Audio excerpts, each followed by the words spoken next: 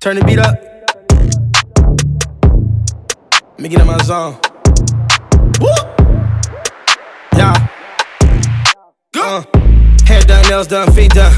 Don't need a job, but she keep one. Got her own whip, no lease on. Got her own crib, no keys on. I pull up to the club with a bad bitch. I pull up to the club with a bad bitch. Pull up to the club with a bad bitch. I pull up to the club with a. All right, welcome to Electric Elevation. Today we have our special guest, Nick Lavelle. What's poppin'? How you doing today? I'm good. All right, so Nick Lavelle just came off the Millennium Tour. Tell me a little bit about the ambiance, how it felt to do the tour and everything.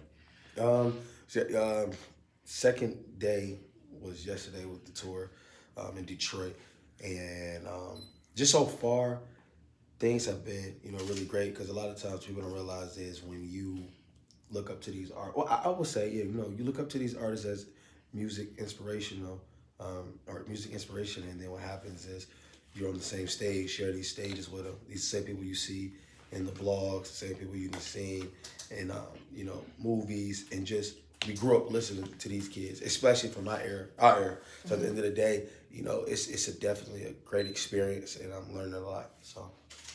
Okay. How many cities have you did so far?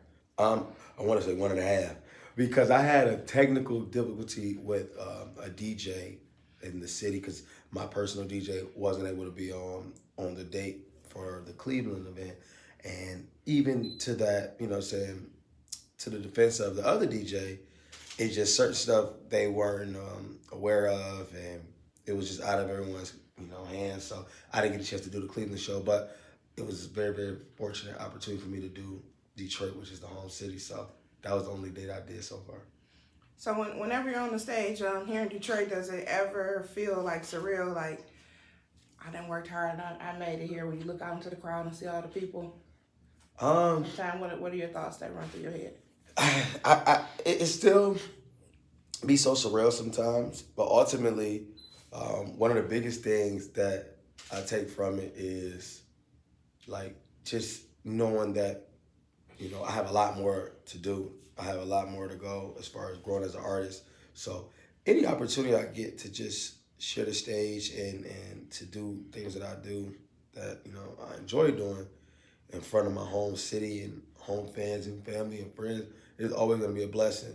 But when I'm still waiting for the opportunity to be able to do it at the magnitude where I'm in front of everybody. You know what I mean? Because I being an opening act on a lot of these shows and tours, you're not really getting the core fans, or you're not getting the bulk of the crowd.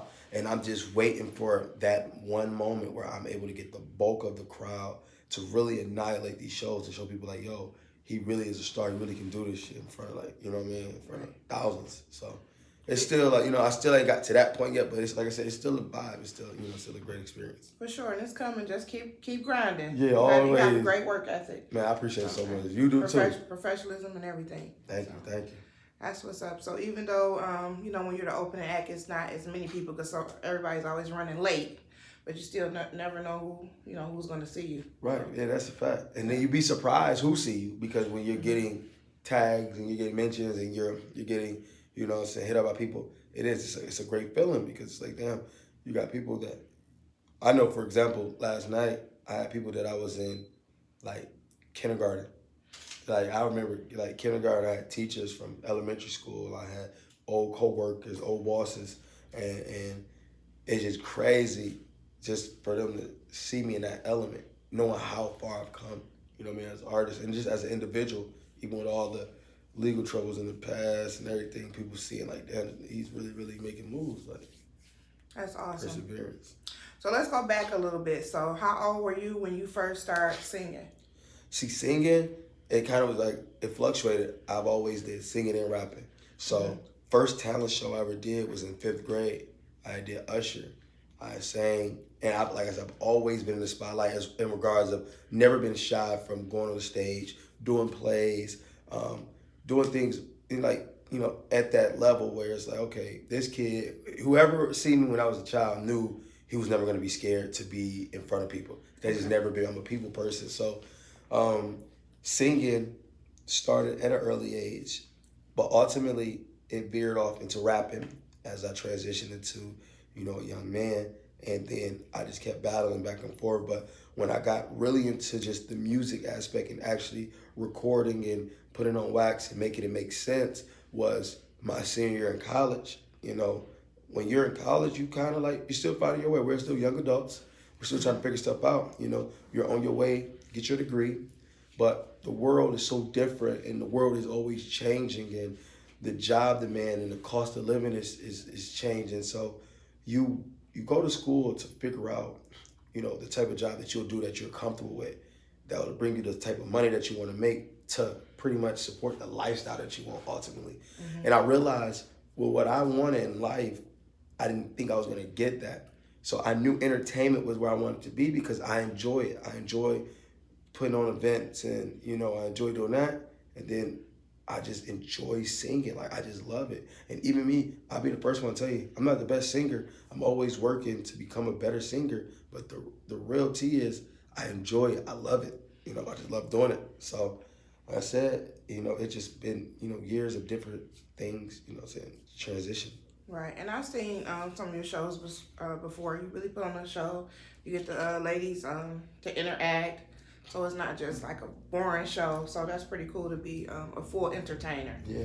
You know, because I hate going to a concert and a person's stiff or they don't dance or they just standing there. So that's, you know, great that you interact with your audience and everything. Yeah, there's no more artists. There's no more artist development anymore because it's a tough, like, everything right now in society is tough because when the attention span, the target market is so short, it's like, you got to do what it is just to capture the eye. We don't even have time to develop artists anymore because once you hot, you could blow up overnight.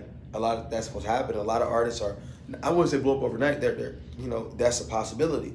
You know, and when you're doing that, you don't have time to learn how to, you know, perform and do it. But I've done this for years. I've performed in front of small venues, major venues, opening for major artists, opening for smaller artists, and all I've done is practice. Repetition is key.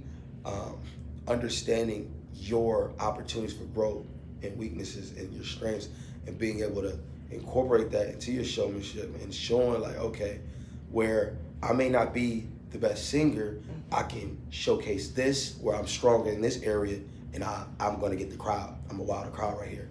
And sometimes that's what it comes down to, because there's a million people in the world that probably can sing like to the craziest potential, but some people can't perform. Mm-hmm. Some people can record music and sound good in the studio.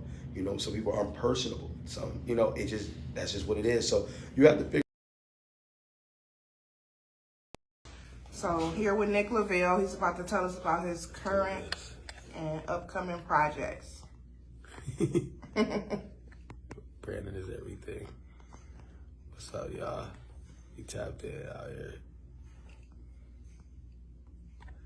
We're in the building. So what you working on right now? What's up, y'all? So right now, I'm constantly creating.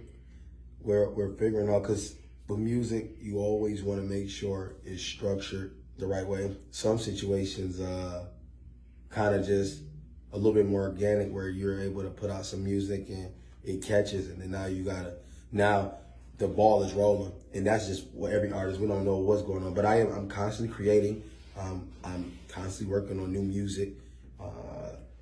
I have been working on a project, but it's been so delayed because of the direction I'm moving as an artist. You know, being a rapper, a singer, you know, you're trying to find your lane. You're trying to constantly figure out what makes sense for the brand and what makes sense for how you want to approach it. So ultimately, like I said, I'm creating records every day or every other day. We're gonna continue to drop new music. I do have a record that I'm dropping with Pleasure P. Okay. And, actually supposed to be this week.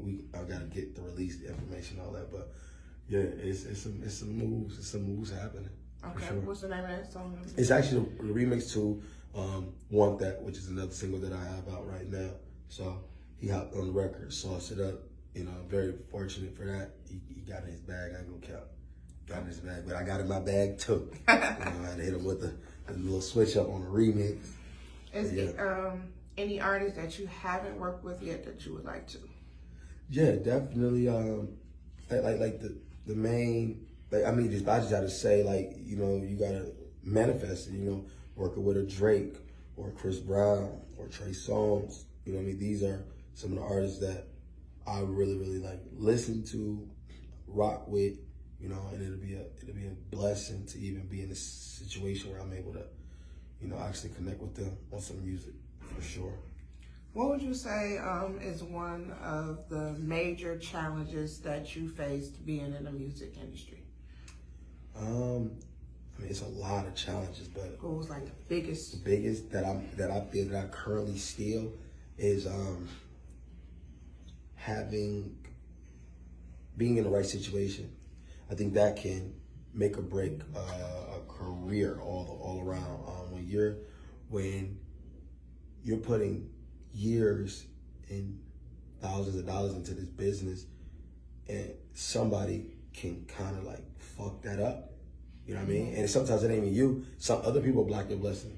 Like, you can mean well, but a person can go into a meeting and represent you or speak on your behalf and say the wrong shit. And now this label or this person, their mindset has changed on you because of what somebody else said. And that could not even be anything that you had to talk about. You know what I mean? Or just making sure the right people is in your corner.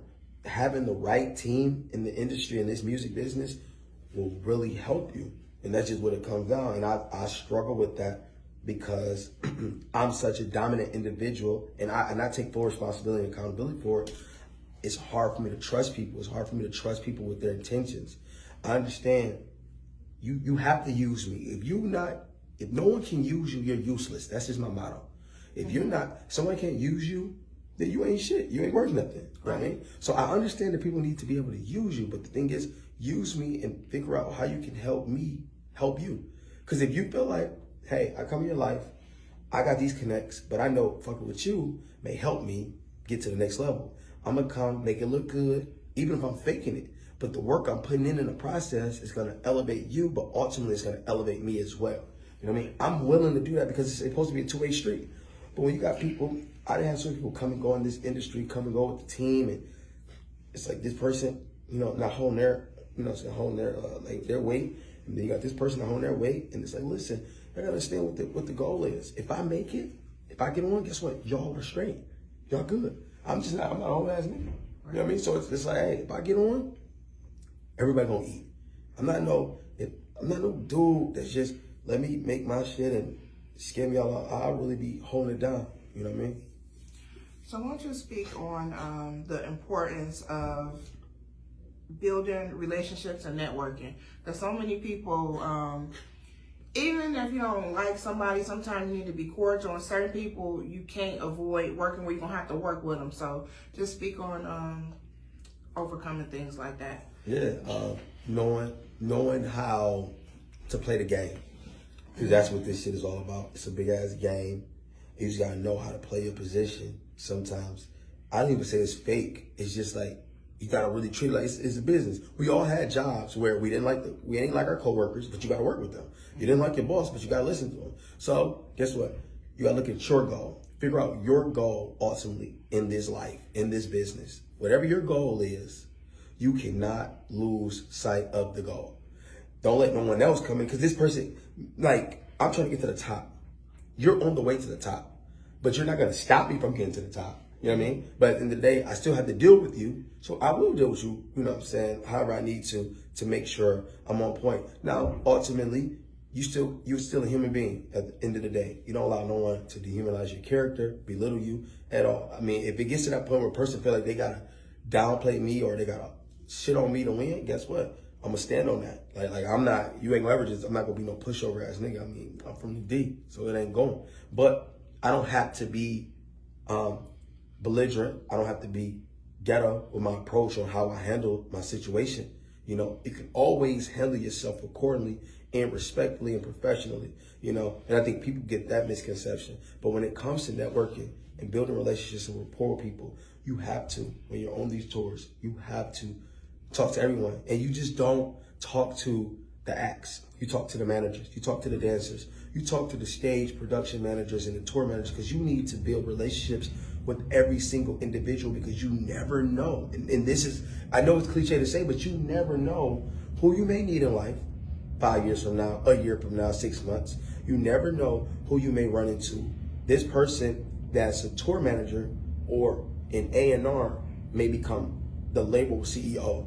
And now you done built such a dominant relationship with this person. Now they're ready to sign you, or now there's an opportunity that may be created. Building a relationship with radio personalities, even, bloggers and podcast hosts and, personalities. All that goes a long way. And a lot of times people lose sight of that. Even artists, when they get established, once artists get big, I see it all the time. They get so big, they feel like they're above this, or I don't need to do this. You continue to do the little things. You continue to go back to the schools and go back to the shelters and go back to the small neighborhoods and the small markets, and you treat them with respect. You treat them the same way you treat the big cities and the big people and all that, because at the end of the day, a fan is a fan, a supporter is a supporter, and a relationship and a connect is a relationship and a connect. Absolutely. So, name a situation where you previously worked with someone and you saw that they did not have your best interest, and you had to remove them from your circle or let them go. Oh, good. I mean, that just happened. Okay. It just happened. It was crazy. But no disrespect to them dudes. You know what I mean? What happens is, as you grow, and as you grow in life, elevation requires separation. All that shit is true. So, in order for you to get to the next level, you're going to have to lead people. It's people that I had a relationship with for years that I had to let go, and I genuinely love them people. You know what I mean? Even though I'm not on good terms with them dudes, at some point, I love them dudes, and I would never want nothing to happen to them dudes. But ultimately, at the end of the day, they just wasn't the right people for me. Eventually that's just where it ended up. And it is what it is. How it goes is you get out of that shit early, because I held on longer than I should have. And when people been told me to move around, but sometimes you give people the benefit of the doubt, and you always think they're gonna and then, like you say, you have to follow your first mind. And when you constantly see the red flags, you just have to do what you have to do. Yeah, and it sucks though, because it's almost like, it's just like having an ex-girlfriend or ex-boyfriend, you know what I mean? Where you didn't watch this person to watch you grind out the gate, you know what I'm saying? Get out the mud with the business, and they seen some of the stuff that you had to endure on this journey. And then when you finally get to that point where it's like, damn, you there, you really, it's happening, and that person isn't there, it's almost like, damn, it is like a bittersweet moment, because it's almost like, damn, you wish you could share that moment with this person, because you know that this person was there back then, and they knew what you went through. They went through some of the crazy stuff that you had to go through, and the fact that they didn't stick around long enough to experience the fruits of the labor is to be like, damn, I wish they could be here to really see how far a nigga came, but that's how the game go, you know what I mean? Right. To keep it moving. Right. Okay, so I know you got to get ready to go shortly. So my final question for you is going to be, what type of advice would you give a young person that wants to get off into the music industry? What would be, if you could give one pro, one con, or one thing to do or not to do, what advice would you give? Just generalizing the situation, I always say, number one, I think is, if I have to say what I did that I felt that separated me from everyone else, was it's consistency and persistency. Being consistent with it and ultimately never giving up. So being consistent is the pro, and the con will be not giving up. You can't give up, especially when you're really doing this at the level, like once you get to that point, you can't be discouraged. Even me, I tell myself that you can't be discouraged, because a lot of shit is out of your hands. You know what I mean? That's just the reality. But the thing is, keep your spirit good. I think a lot of people don't understand that. Keeping your spirit good, keeping that positive energy, because when you're positive, it just changes the trajectory of what the hell is gonna happen in your life for the most part. Because our story is already written, but you can definitely tweak it a little bit. It don't have to happen exactly that way, but you can tweak it. So I always tell people, stay weary of bad energy. And it's okay to say, hey, that's not for me. Everything's not going to be for us. Right. That's what I tell people. Like, that's my biggest thing. Like, everything's not going to be for you, and it's okay. You know what I mean? Just live your life. Oh, well. And stay true to yourself. Never let anyone change you or detour you from who you are or make you do things that's not in your character or personality. Okay, shout your social media tags out for me. Oh, yeah, it's your boy Nick Lavelle. You know, it's Nick Lavelle 1 on all social media platforms. Also, make sure you stream Bad Bitch. You know what I'm saying? That's the hot record right now on all music platforms. And, you know, check out the Whole merch. They get it. You know, we got some new shit coming. All right. So, again, that was Nick Lavelle. I appreciate him taking the time out to do a short podcast. Stay tuned. Peace. And go follow him. Electric Elevation. Peace.